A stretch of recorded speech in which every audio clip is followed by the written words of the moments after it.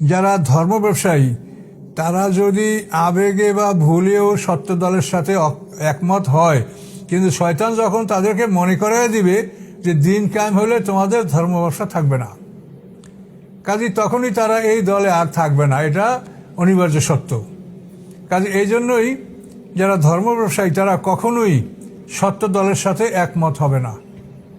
তাদের কোনো বাধা নাই, বিঘ্ন নাই, আয় বাণিজ্য কখনো তাদের বন্ধ হয় না, সব সময় তাদের ব্যবসা রমরমা চলছে। আর যারা সত্য দল করে তারা যে জীবনে কত বাধাগ্রস্ত হচ্ছে, তার কত জীবন যাচ্ছে, পঙ্গু হচ্ছে, ধন সম্পদ যাচ্ছে, বাড়িঘর হারাচ্ছে। তাহলে এখন হাসরের ময়দানে এই দুইটা লোক, একটা লোক আল্লাহর দিনের পক্ষে কাজ করার জন্য সে পঙ্গু হলো অথবা শহীদ হলো, অথবা তার বাড়িঘর নষ্ট হলো, তার বাড়িঘর বুলডোজার ভেঙে দেওয়া হলো, তো এই লোকটাও আল্লাহর দিনের পক্ষে কাজ করে এই বিপদগ্রস্ত হয়েছে।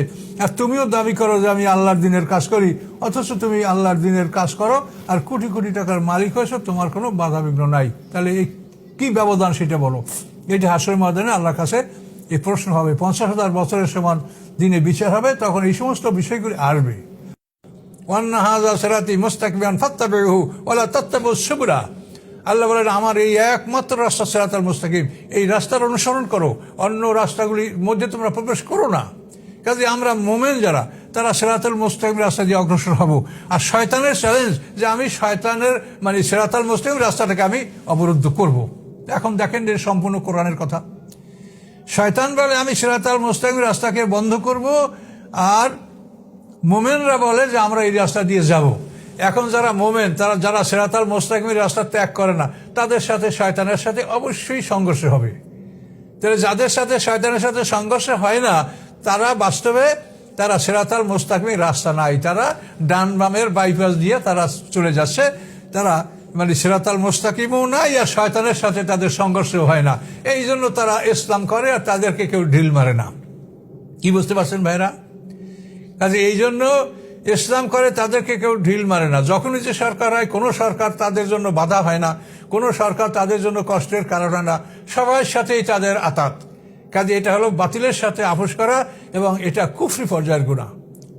ওয়াদ্দুলাউ তুদহিনু ফায়ুদহিনুন। তারা চায় যে আপনি আপোষ করলে তারা আপোষ করবে।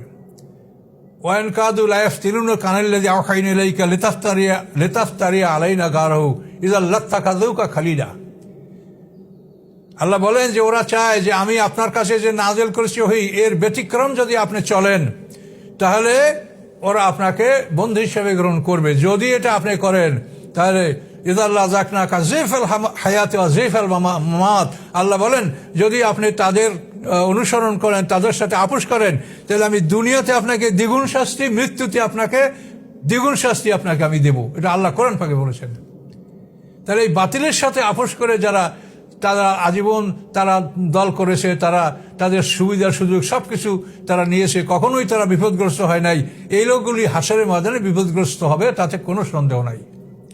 কাজে এই জন্য এই সমস্ত দল, এদেরকে নিয়ে ঐক্য করার পক্ষে আমি প্রথম থেকেই ছিলাম না, যে এদের সাথে ঐক্য করা কোনো প্রয়োজনই নাই।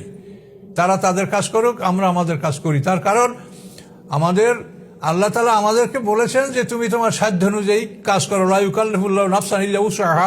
কোনো মানুষকে তার সাধ্যের বাইরে আল্লাহ বোঝা চাপান না। কাজেই আমরা বাতিলের সাথে আপোষ করে আমরা আল্লাহর দ্বীনের পক্ষে কাজ করবো, এটা হতে পারে না।